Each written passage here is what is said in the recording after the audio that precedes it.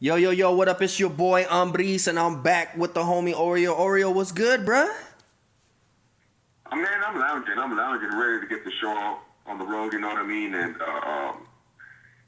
just give some of these people something they can really enjoy. Some real stuff regarding sports. Yeah, I know. Of course, you got the fakes, you got the pretenders, you got the wannabes, and then you have the real. You have us, sports talk, baby. Okay, so let's get.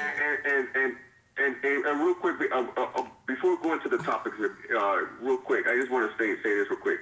A lot of times, what these shows do is that they'll back off on what they got to say because of politics.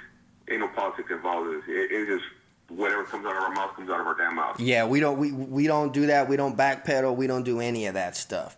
So let's get right into it, bruh. Let's not waste any time. Are you ready? I'm ready. Let's do this. Okay. Now, this is something that I was kind of contemplating. No one really has talked about it. Maybe they have. I don't know. But you know me, I don't really follow TV that much because I don't like it. But does anybody remember this? With the fourth pick in the 2015 NBA Draft, the New York Knicks select Kristaps Porzingis from Liepaja, Latvia. He last played for Sevilla in Spain.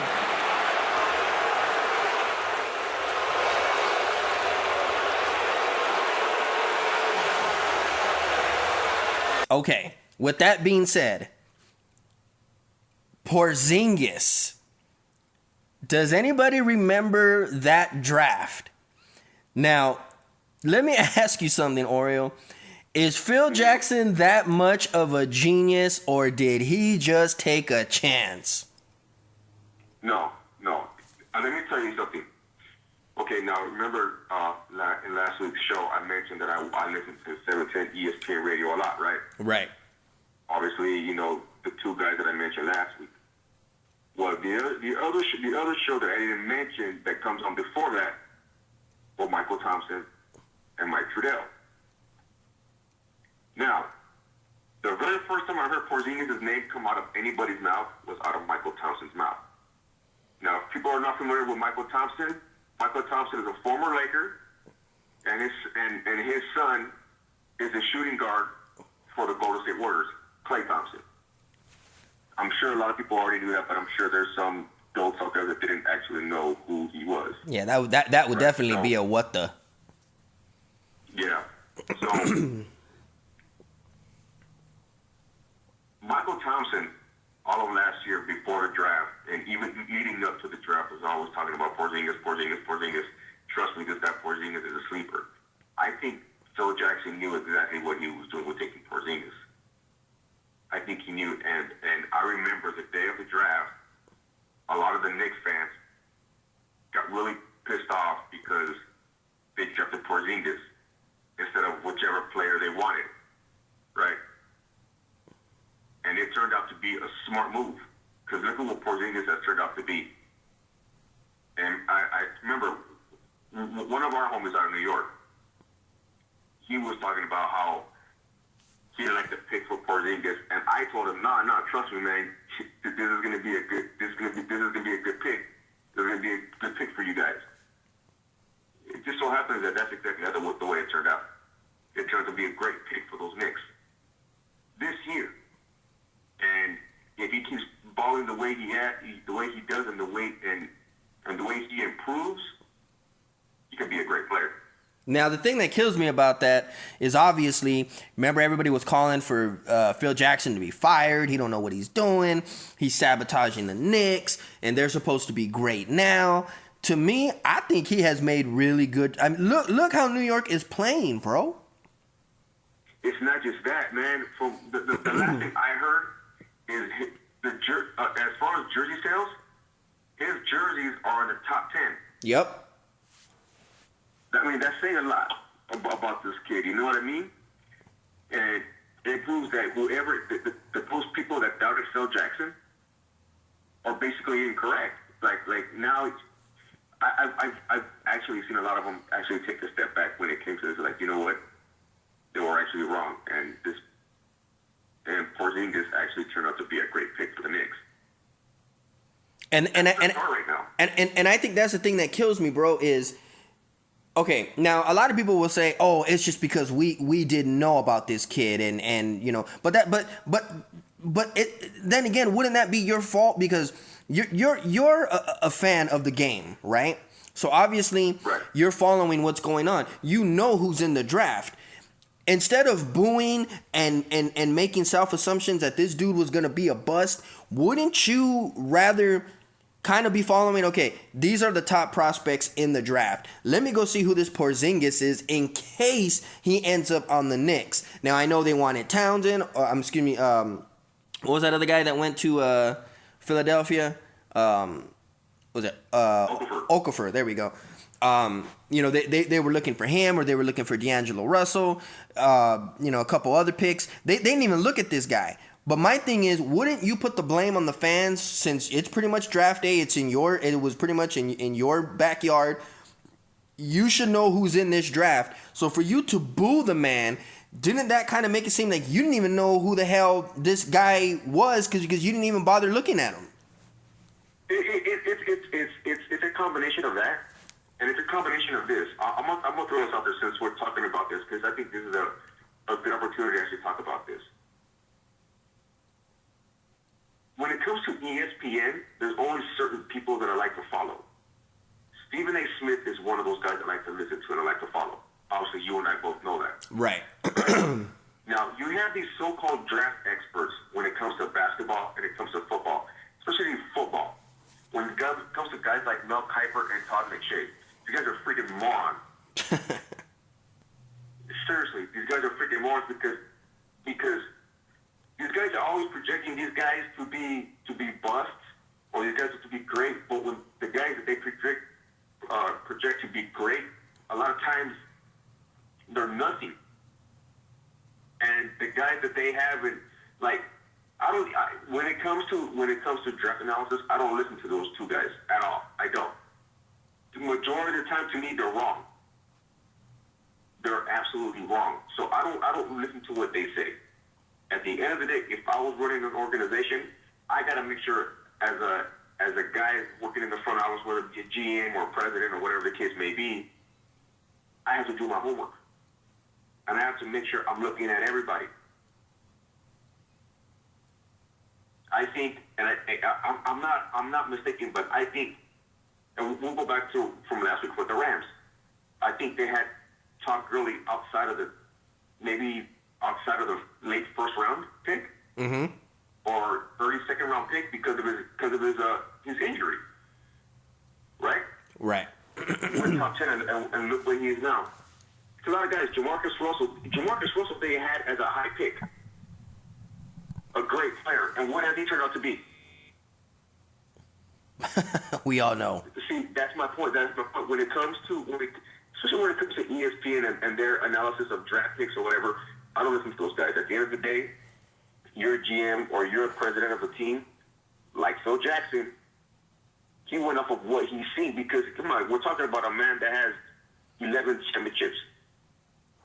And soon enough,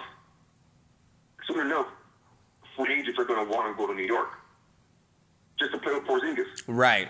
And mark my words, it's going to happen. And I found it pretty honorable for Porzingis, for Kevin Durant to be giving him props. I think I read that earlier that he called him like the newest sensation in the league right now. Like the dude is a beast.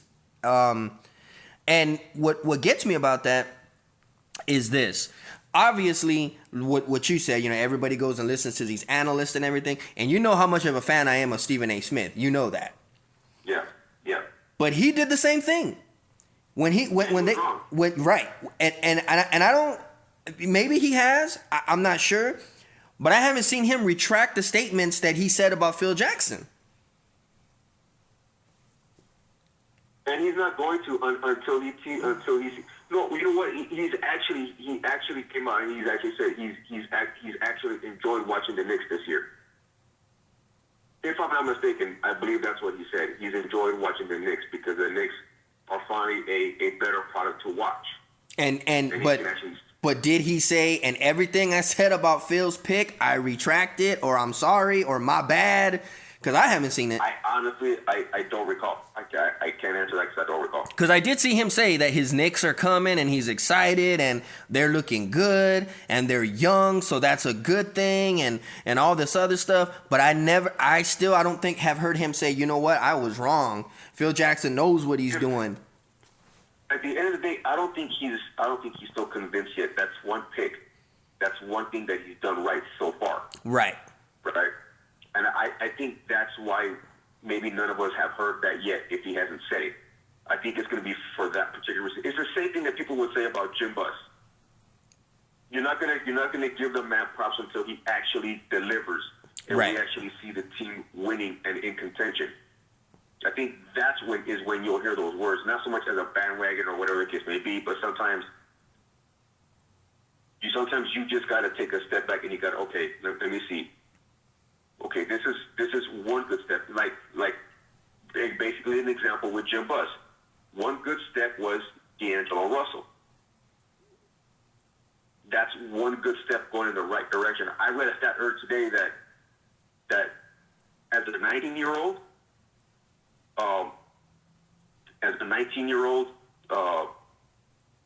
Russell is the first person to put up like 16 points a game, 5 boards a game, and 4 assists a game since LeBron James, and those are the only two 19-year-olds who have ever done that before.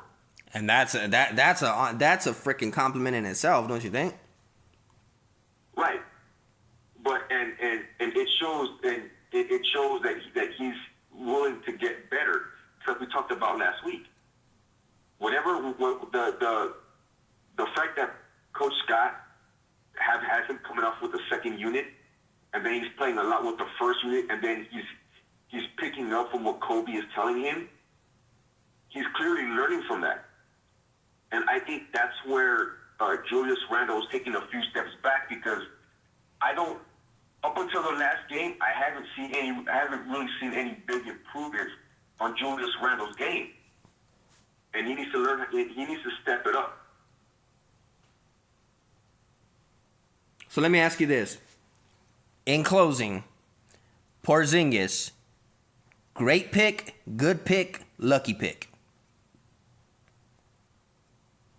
As of right now, I'm gonna say a good pick because he's still young. Right.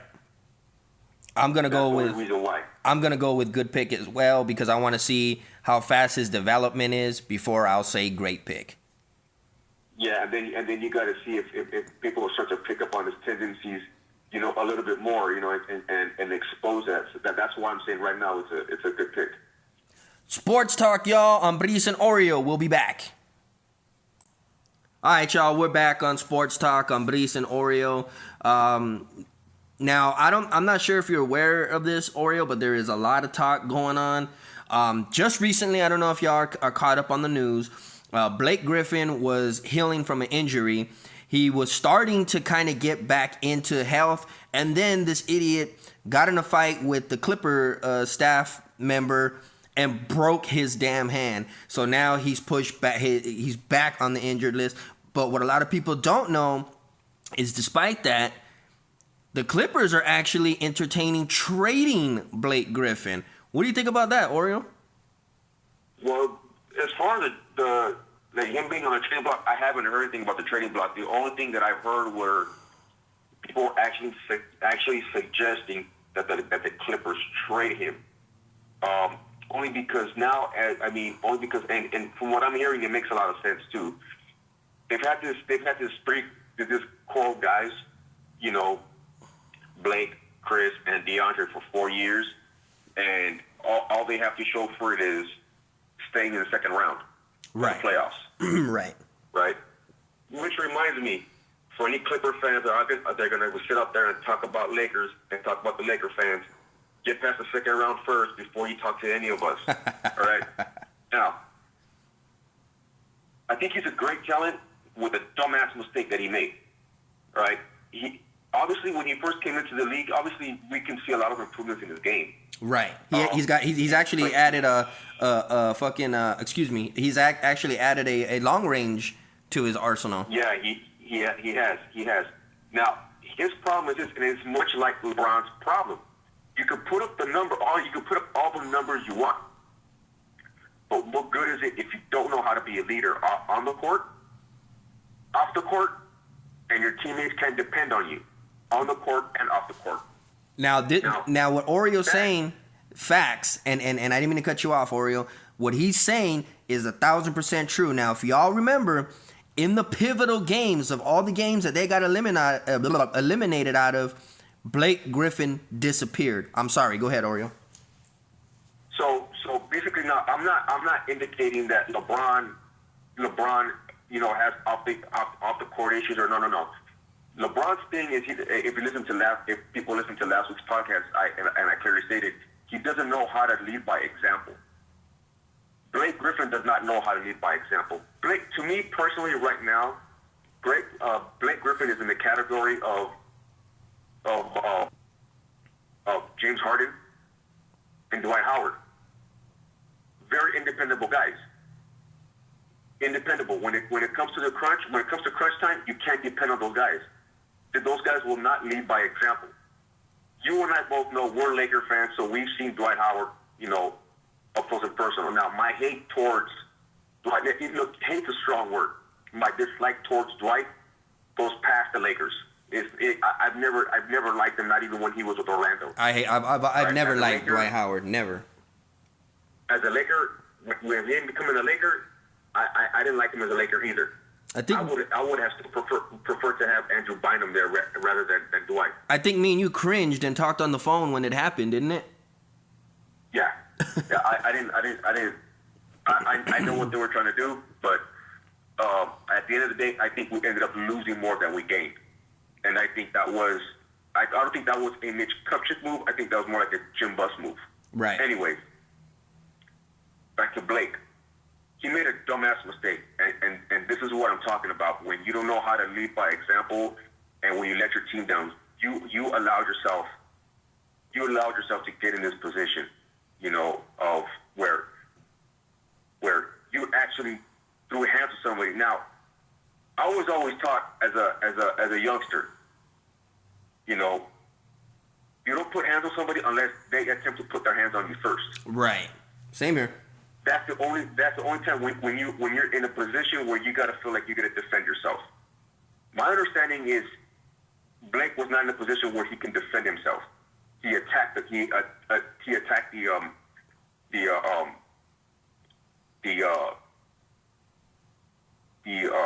guy that's part of the Clippers. I forgot what his name is, but you just basically let your team down.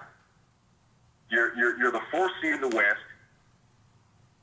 You're going to be out 6 to 8 weeks. Plus, you might get suspended. I think it is time to trade him, personally. Now let me bring in some facts for people who are saying, "Oh, y'all don't know what you're talking about." And I know Oreo will either stop me, or agree with me, or disagree with me because that's just how he is. Now, let me tell you 2 reasons why I think this needs to happen, or why he needs to go. Or let me rephrase that, why they should consider it. How about that? Not he needs to go, but why they should consider it. Okay?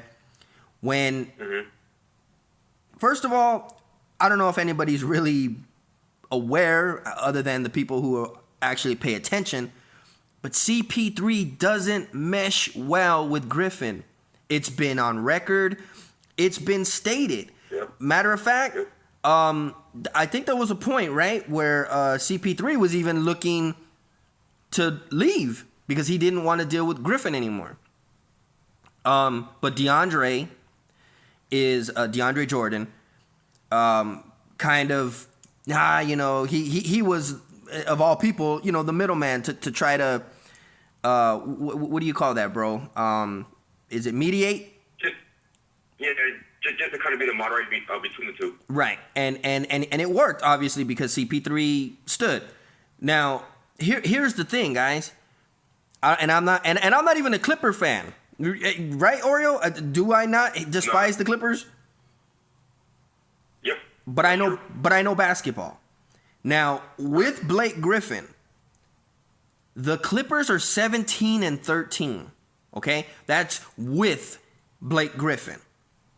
Without him, They are 12-2. 12-2. If this is not telling you something, I mean, I don't know. Go ahead, Oreo. And it goes back to what I said. He doesn't know how to lead by example. He doesn't.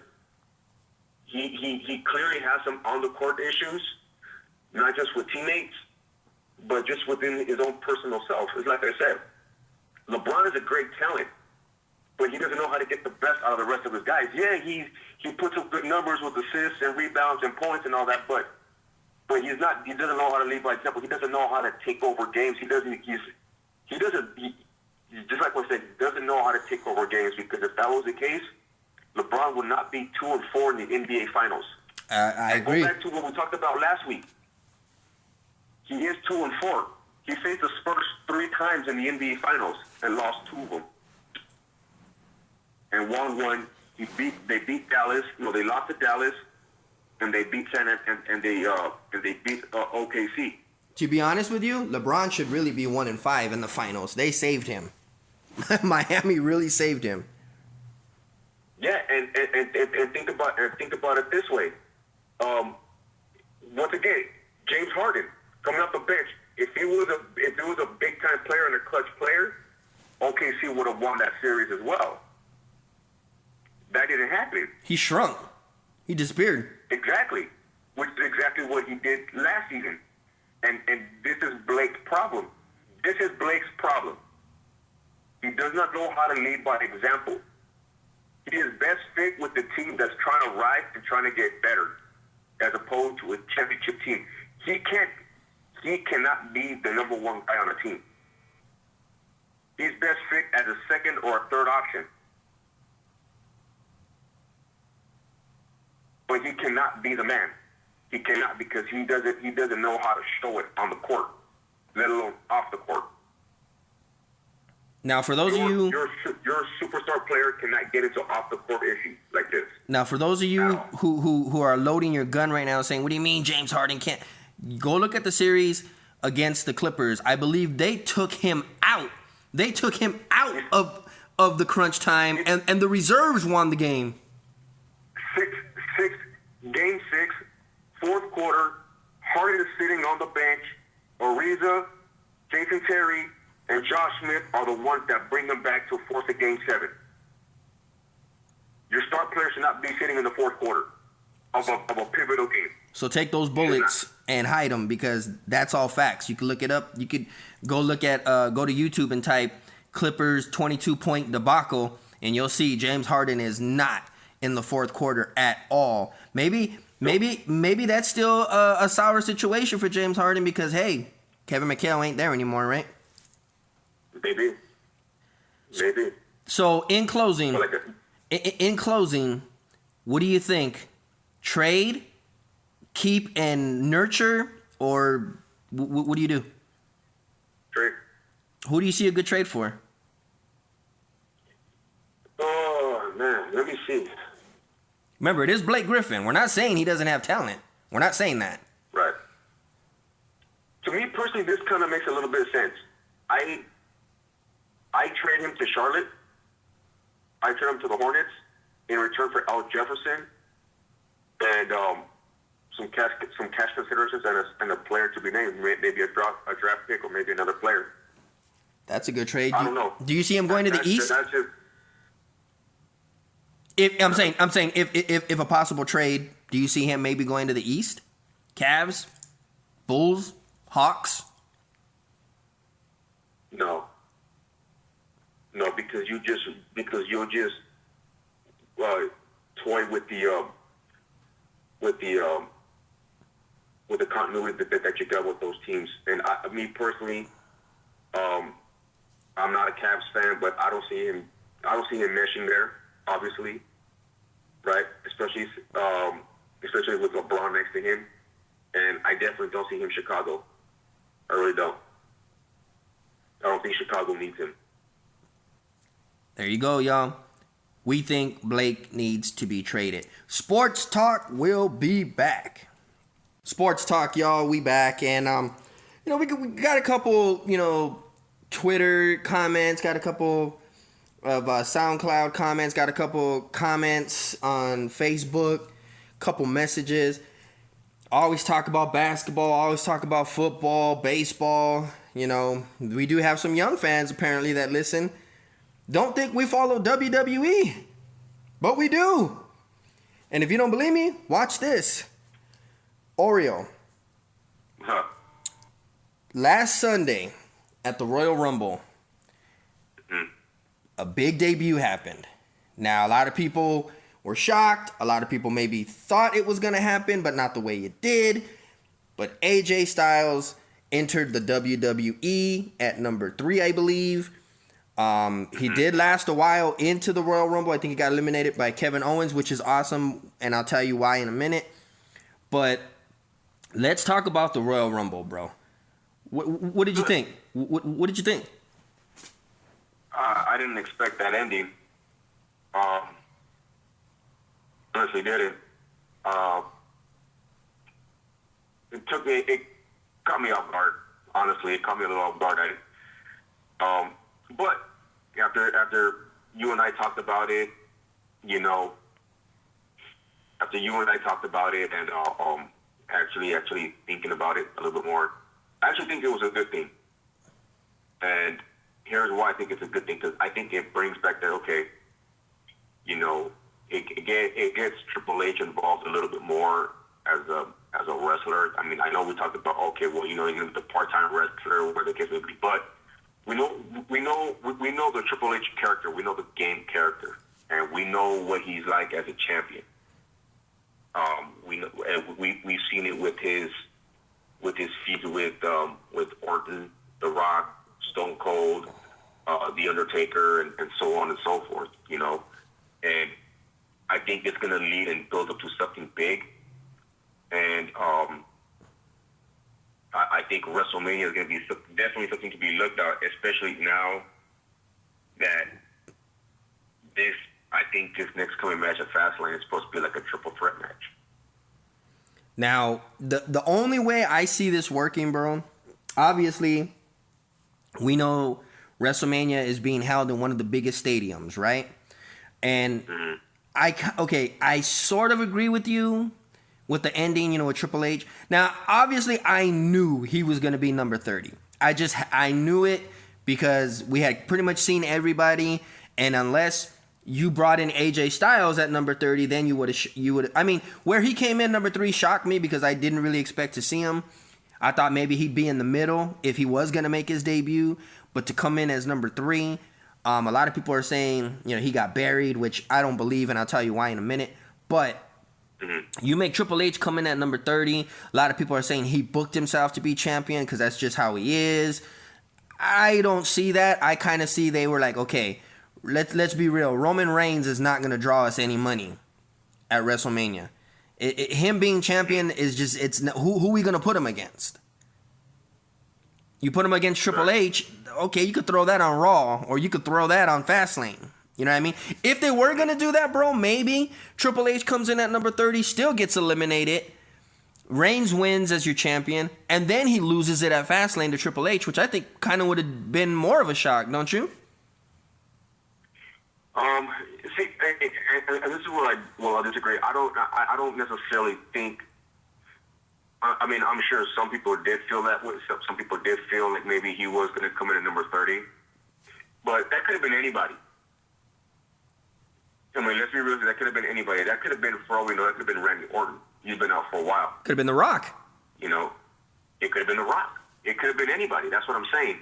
The fact that, and it all starts to make sense a little bit more now that we see Triple H come out, especially because of what happened between Roman Reigns and Triple H after Triple H. Well, after Roman Reigns hit him with a spear a few months back. I can kind of see that now, but like I said, I think that the type of character that Triple H is, especially when he's a champion, should kind of help build up what WrestleMania is and whatever the next match is going to be. Because Triple H's matches, whether you like them, whether you hate them, they're always great matches. All of them, from The Undertaker, The Rock, to Triple H, Randy Orton, Shawn Michaels. We could list a lot of names. There's a lot of people there. You know what I mean? Right. But I think that was a good option. Me personally, and I know we've talked about this. Me personally, it's been a long time, and I think it's deserved. And I still don't understand why he doesn't have a title. How come he's not a champion? And that's Chris Jericho. I agree. Chris Jericho comes in and out, and I feel, and it's not so much because it's a guy from the Attitude Era, but I just feel like it's finally deserved. Give him that championship, because if you want him to turn a heel, he knows how to be a heel. Mm-hmm. He's great at it. Mm-hmm. There's few guys out there that know how to be heels. I'm sorry, I know everybody was on Seth Rollins' ass when he was a heel. He doesn't make a good heel. And this is what makes a statement. Triple H is a great heel. Yeah. Right? Yeah. We know that. Mm-hmm. Ric Flair was a great heel. Shawn Michaels was a great heel. Stone Cold, for the most part, was a good heel. The Rock. The Rock was a good heel. Hollywood Right. Hogan. Randy Orton, Edge were great heels. Right? Mm-hmm. But so was Chris Jericho. Yep. If you wanted to flip him to make him a heel, you can do that. He can go both sides. Yep. Whether he's a heel or whether he's a babyface, it doesn't matter. But I think he's one that's warranted of a championship title and having that belt around his waist. And I'm gonna throw this out there too. I think the Dudley Boys are well deserved of having titles as well. They gotta get the tag team championships at WrestleMania. They have to somehow work. Those guys are deserved of that, and I wanna. So with that being said, I wanna throw this out there too, and I'm just glad I got to see. I'm glad this guy has a championship belt. And before I switch to that, Alberto Del Rio is another great heel. Mm-hmm. Mm-hmm. He's another great heel. So I think Kalisto, being a U.S. champion or U.S. champion or Intercontinental. U.S. Okay, U.S. I think that was great because it brings back. Not only is he tiny, like Rey Mysterio was, he has that look like Rey Mysterio does, right? Right. And we know. I mean, we know this is not a comparison or whatever the case would be. Oh, it's just a no. Just for the record. Both Greg and I are both Mexicans, so we're not trying to think, oh, I just want to see a Mexican there. No. It has nothing to do with that. Right. It has nothing to do with that. Right. It's just great to see a guy that's well-deserved of a championship title get his shot. And I think he can carry it. I really do. I think they can even kind of, get us a fast-paced U.S. division. You know what I mean? Like, we could go back to the... obviously, they're not there, but you understand what I'm saying. We can go back to the Vampiro. We can go back to the Luchadores almost kind of style. You know what I mean? And that, you bring that quick pace for the U.S. Championship. I think it's awesome, to tell you the truth. You know what I think would be great as well? And I don't think it gets talked about enough. When WWE was at its great, was when? Attitude Era, right? Right. What was one of those coveted titles that you just never knew what was going to happen? Oh, the Hardcore Championship. Bring that back. Yeah, I agree. But because it's PG, I don't think they will. Back. And because then you bring an edge back to the show. Yep. You bring an edge back to the WWE that it's been missing. Yeah, I agree. Because you're constantly on your toes. Because you remember what was his name? Hardcore Holly had it. What's that little fool's name? Sparkplug. No, not Sparkplug. Little Jamie Noble. Jamie Noble had it. Yeah. Little Sparky. Little Sparky always running around the title. Just you bring things like that back, and it's entertaining for people to watch. Yeah, because you never know where they're going to change the title. All over again. Now, let me tell you, and I know, you talked about it. What I thought maybe would have been a big shocker. Now, and if you were gonna do this, I think it would have worked up until Fastlane, which obviously he could have dropped the title. But I think really Dean Ambrose should have won that. And I told you over the phone. Obviously, the listeners didn't get to hear that, so I'll pitch the idea. I think it would have been awesome. You do everything exactly the way it was, right? Roman Reigns gets tossed out by Triple H. You have the stare down between Ambrose and Triple H, and everybody's going crazy because the crowd was going nuts, right? Everybody thought this is it. Ambrose is actually going to get the title, right? Because Triple H ain't going to book himself to get the title, which I kind of already knew. But you have that stare down, and then that little that little jackass smirk that Triple H always will release just before he does a heel move. He gives that smirk, shakes Ambrose's hand, eliminates himself. Ambrose is the champion. He's the new authority figure. He's from the Shield. He can carry it. And then he drops the title at Fastlane to Rock or, whoever the face is going to be, right? I think we could have really had a shock factor there. I mean, there was a shock factor with Triple H winning it, but I think you would have really shocked everybody, turning him heel, giving him the title. You know what I mean? And that's what I thought maybe would have been perfect. And as funny as you say that, what I was thinking about as you said that is, if that happened, right? Let's just say what you just said, that what you were thinking should have happened.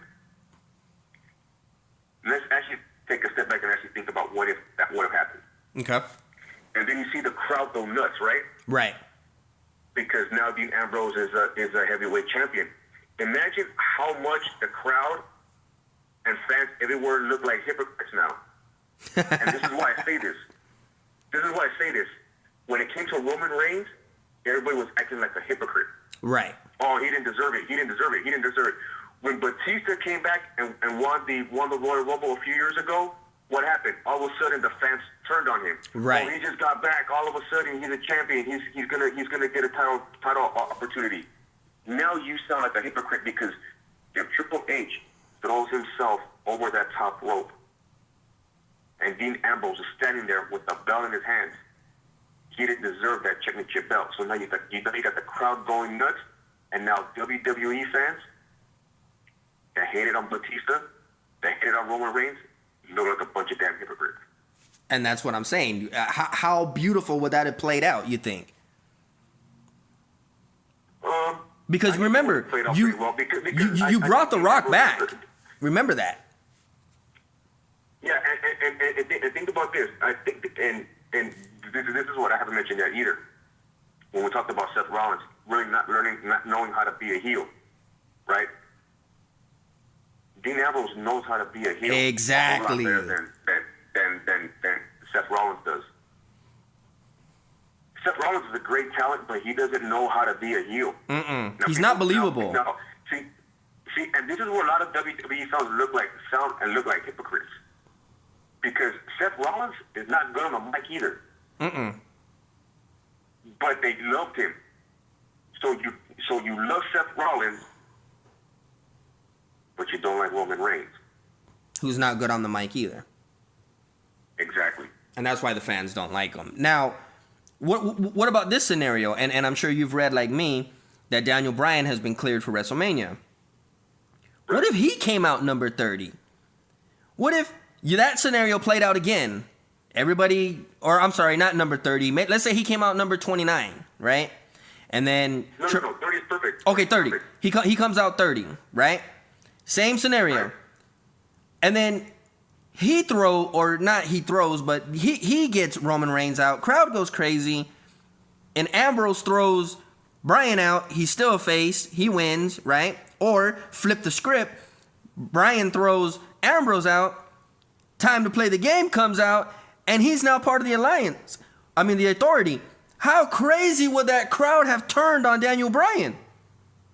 I don't think they would have turned on him. See, fans now, they're not like how they were before. You always rooted against the heel, and you always rooted for the baby face. Fans aren't like that no more. But what's interesting is Daniel Bryan has a huge fan base. Huge. In WWE. Huge. Okay, huge. Now, just imagine how much more these fans would look like hypocrites if he came in at number 30 and he won that belt. Knowing the fact that 2 years prior to that, well, like I said, Batista did the same thing. Came out of nowhere and won the Royal Rumble to win, to main event WrestleMania. Now, all of a sudden, you make those fans look like a bunch of freaking hypocrites. Right. Because here you were against the Batista doing it. Here you were against Roman Reigns doing it. But Daniel Bryan comes in all of a sudden number 30 and wins the belt, and all of a sudden you love it. You make the fans look like hypocrites. Right. Now, regardless of who won it, obviously we know what happened. Now you got Fastlane, Right. and you're going to have this triple threat, okay? Supposedly, I still don't know. Nobody really knows what's going down yet. So you have Fastlane, and this is why I'm saying it would have been cool if Dean Ambrose, would have won, because hey, he at least gets the mark of a champion, and he goes to Fastlane, he drops it to Rock or Brock or whoever the heck it Reigns, whoever, right? But the fact is, you know now, okay, we're gonna have a new champ at WrestleMania, right? And it ain't gonna be a part-timer, because even if Rock does go to WrestleMania and go against Triple H, you're not gonna get that, because Rock is not gonna be a big player in WWE. Let's just get that out the way now. So it's gonna go back to either Roman Reigns or Dean Ambrose. So why even waste the time? Let's just put the belt on them now. Yeah.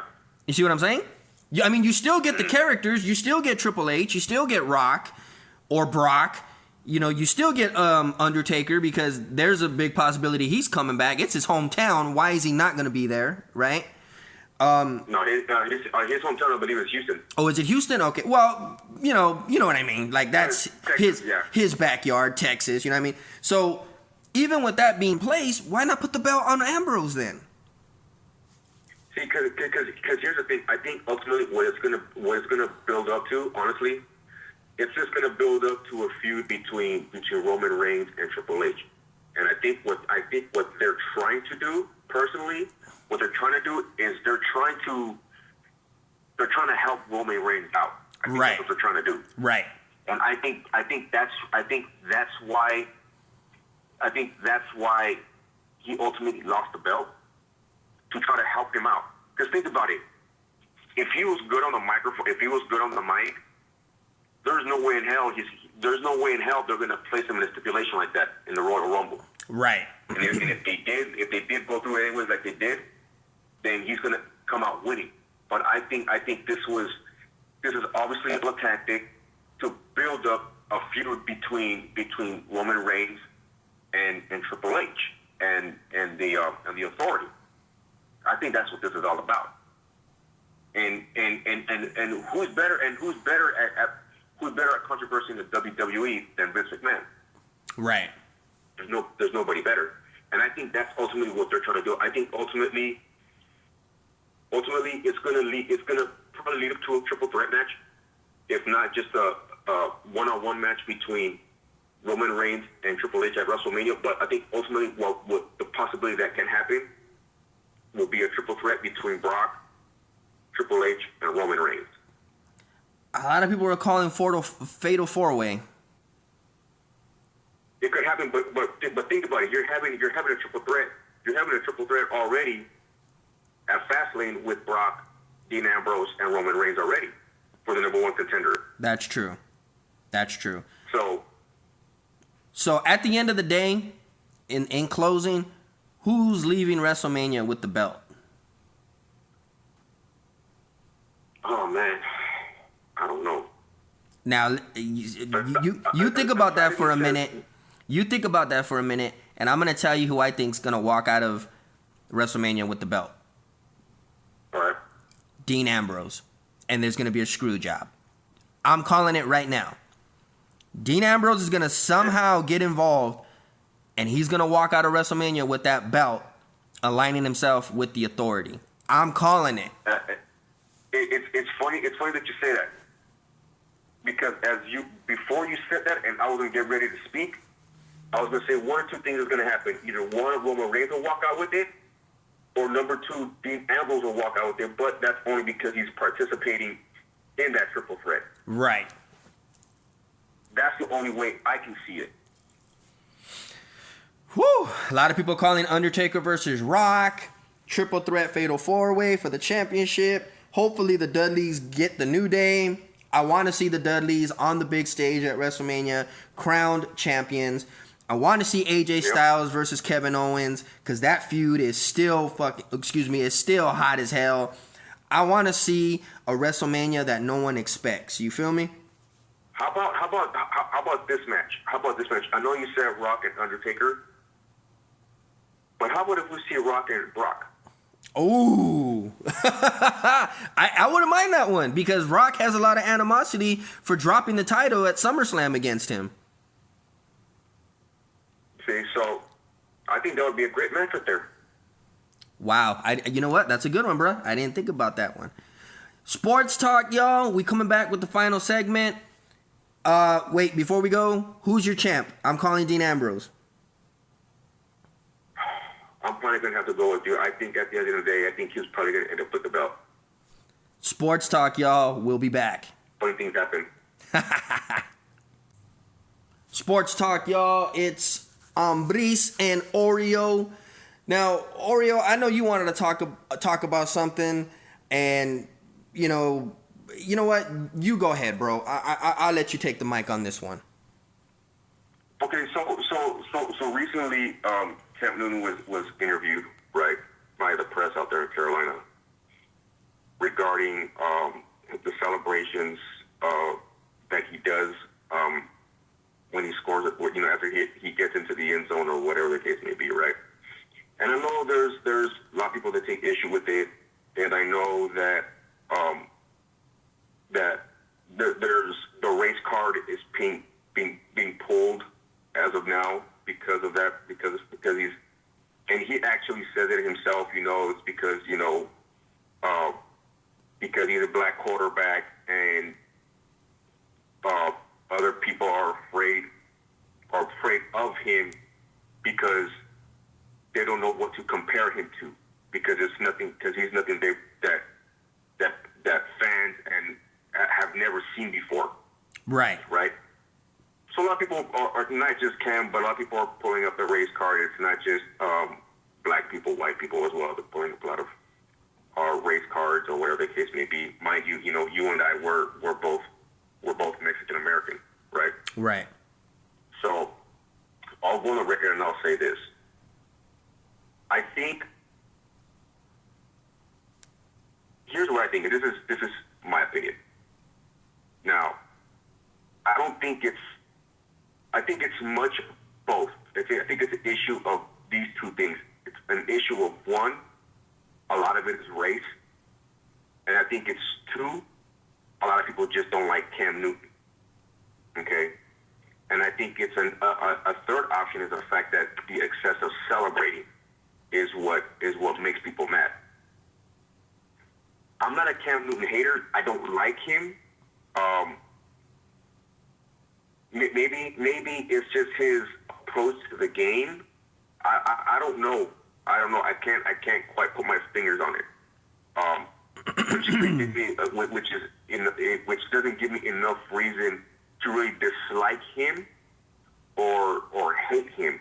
You know what I mean? Right. It's not because of color. It's nothing to do with that. My favorite running back of all time, is Eric Dickerson. My other favorite is Barry Sanders, Bo Jackson, Marshall Faulk. You know what I mean? Like, these are guys I grew up watching play the game. Walter Payton. And play it right. Now, as far as Cam Newton and his celebrations are concerned, I do seem to think that they are a little excessive. And I'll say for this, because a lot of times it does show that you're showing up the other teams are like that. You know what I mean? And I know a lot of people say, oh, well, how come Brady can do it? And how come Aaron Rodgers do it? Rodgers does a discount double check. It's just a cherry chip around the waist. That's all he's doing. All right. Talking about 2 seconds of the hands going around his stomach. to his waist, acting like he has a championship belt, right? Right. And people bring up Tom Brady. Now, you know me, I can't stand Tom Brady. But he gets fired up, and that's all he's doing. He's just getting fired up. You know? I don't have no problem with that. And then you talk, and then, you know, you want to start bringing, you know, oh, because of so-and-so was a black quarterback. Okay, but what about all the running backs, right? Nobody's complaining about all the black running backs that are celebrating. Or the receivers. That Tom Brady and Aaron Rodgers does. No one's complaining about the running backs. No one's complaining about the receivers that do it, right? Right. But because it's Cam Newton, everybody wants to make a big deal. Like I said, this is just my opinion. This is just my opinion. You know, everybody's entitled to their opinion or whatever the case may be. But this is my opinion. He celebrates a little bit too much. Okay. You know, I remember years back, speaking as a Rams fan, of course. During our heyday, you know, back in '99, when we were on our way to the Super Bowl and we won the Super Bowl, we had this end zone dance, right? That the team did, and it was called the bob and weave. Every time a player from the offensive end scored a touchdown, you'd see the bob and weave, right? Right. You see the white linemen get involved. You see the black linemen get involved, and of course the black players get involved with it too. Guess what? They put a stop. The NFL put a stop to it. They didn't want to see that no more. I remember that. Now, mind you, it's a bunch of black players and a bunch of white players in the end zone. They just don't want to see that excessive celebration in the end zone. That's all it is. People just don't like the excessive celebration, and a lot of times this is not one of those things that people need to make a race issue, because it's not. People are just making it a race issue. Right. And because it's Cam Newton, because he's a black quarterback doing what he's doing. But I'm sorry. Go ahead. But I don't seem to remember everybody making a big deal out of Michael Vick when he was running around the damn field. And then people want to get you know, Russell Wilson involved. Russell Wilson is a black quarterback, but he's not out there celebrating excessively. He's a black quarterback that's playing great on a great team, putting up great numbers on a Super Bowl contender, and mind you, has already won a Super Bowl. Right. And that's where I was gonna come in for a minute. You know, obviously, I'm not as caught up in football, you know, because obviously I'm a Raider fan and that's it. But I understand what you're talking about, and I do remember reading that article. And matter of fact, there was a special, I believe, on Fox, and they had brought this subject up, and they were like, you know, I don't understand why he can't be like, you know, Doug Williams, you know what I mean, or Steve McNair, or you know, Donovan McNabb. You know, these are all black quarterbacks, by the way, that went, you know, to the Super Bowl and celebrated graciously. You know, unfortunately, you even got Colin Kaepernick, but he did do some celebrations, if I'm not mistaken. So why? Cam did celebrations, but all he did was kiss the bicep. Now, mind you, look. Nobody minds. Look. See, and this is what I'm saying. Everybody's making a big deal out of this race issue and the fact that he's a black quarterback. Right. People have a problem with this excessive celebration. Nobody had a problem with him scoring the touchdown, opening up his shirt, pretending like he was Superman. Nobody ever had a problem with that. I never had a problem with him opening up his shirt like he was Clark Kent or getting ready to turn into Superman. Right. That was pretty cool. I don't see exactly. But it's the excessive dancing that he's doing in the end zone. That's getting people all riled up and getting people upset and pissed off, because it is excessive. That's the problem. Mind you, like I said, as a Rams fan, the NFL literally terminated the bob and weave that the Rams were doing. I remember that. And we were told to stop doing it. Otherwise, the players and the team were going to get fined. Yep. And I remember when and it was your Rams, by the way, and this is when they were the greatest show on turf. Remember that? And of course. I believe it was Isaac Bruce. He scored a touchdown, and he spun. He didn't spike the ball. He spun it, because you know how like it does the spin, and the other receivers that were in the end zone were like pointing at it and running in a circle, and they got a flag, a fine, and all kinds of stuff for it. And I'm like, all he did was spin the football. He didn't even. Marshall Faulk, our running back, was notorious for doing the bobble weave, because he was always. Let's just face reality. He was always in the end zone. Right. So Marshall Faulk, majority of times was the one, spinning the ball in the end zone, doing the bob and weave with the rest of the team. So it wasn't just him. Ricky Pro, who was our slot receiver, was doing it too.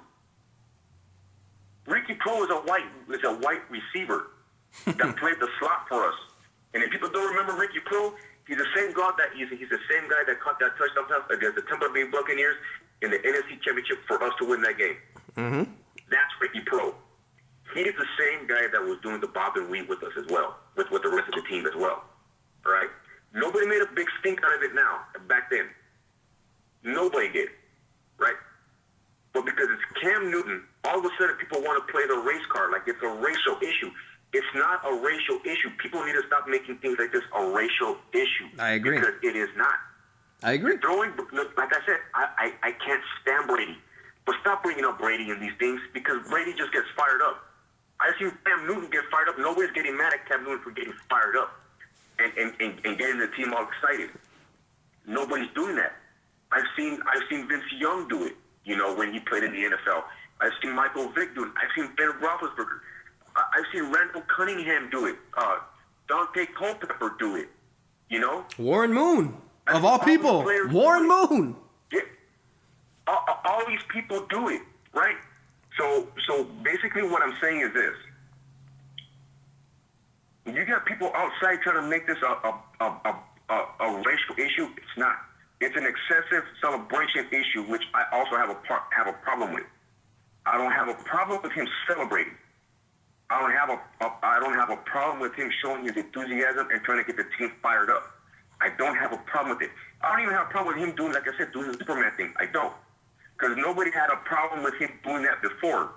It's the excessive dancing that he's doing in the end zone, or after he gets a first down, or whatever the case may be, that people have a problem with.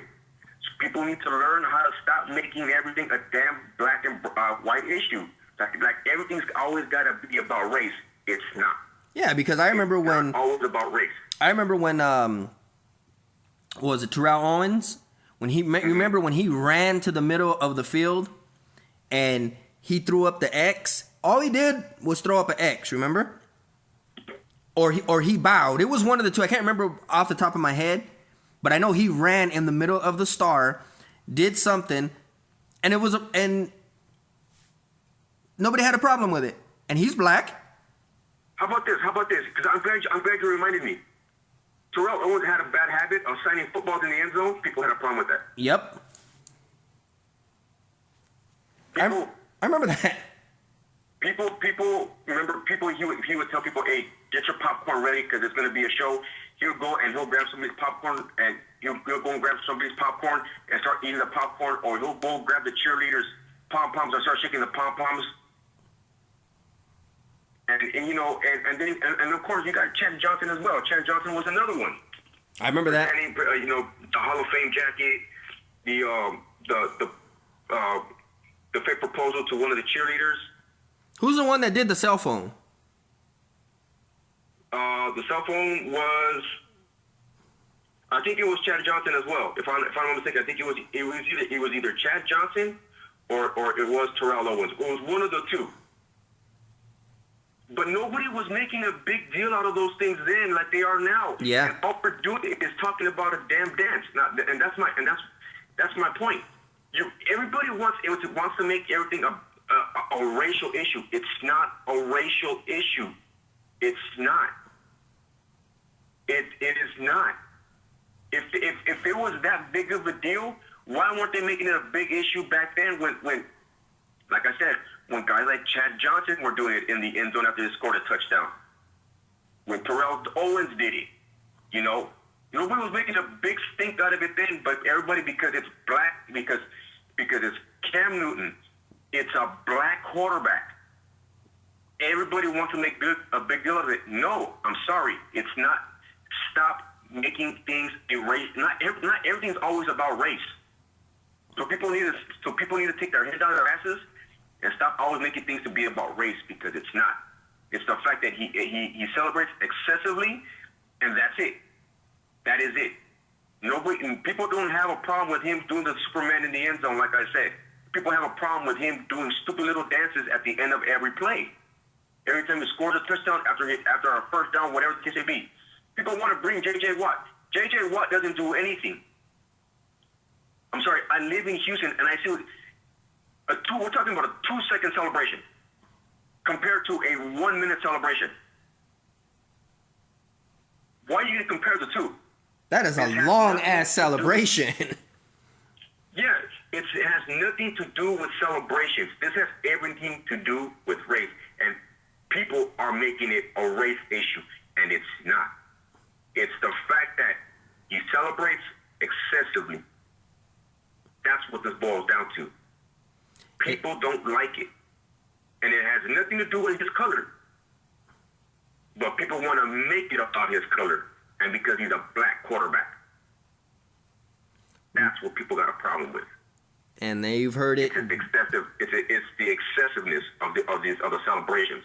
And you've heard it time and time and time again, bro. And and I agree with you. It's getting sickening that every time something gets brought up, because a black guy is doing it, it's now an issue, as opposed to, like what you said, the Aaron Rodgers and the belt buckle. And I don't know, bro.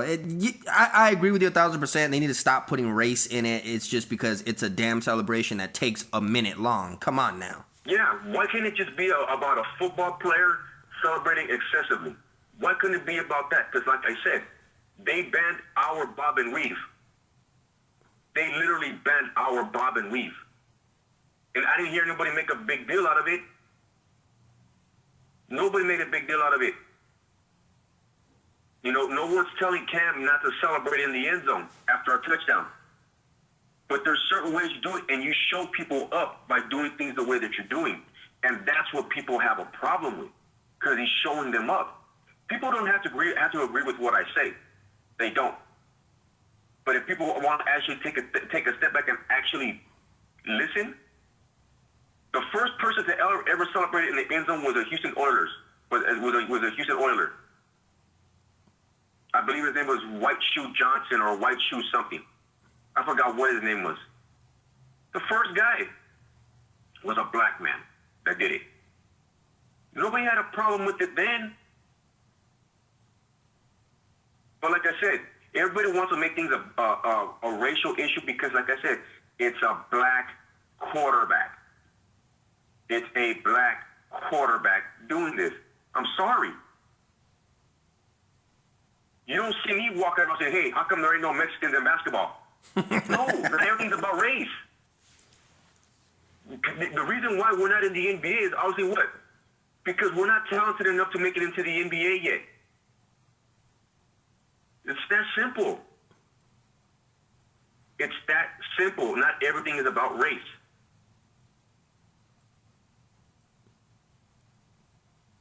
Sports Talk, y'all. Not only are we Sports Talk, we're realists. Ambriz Oreo. We'll be back. Yep.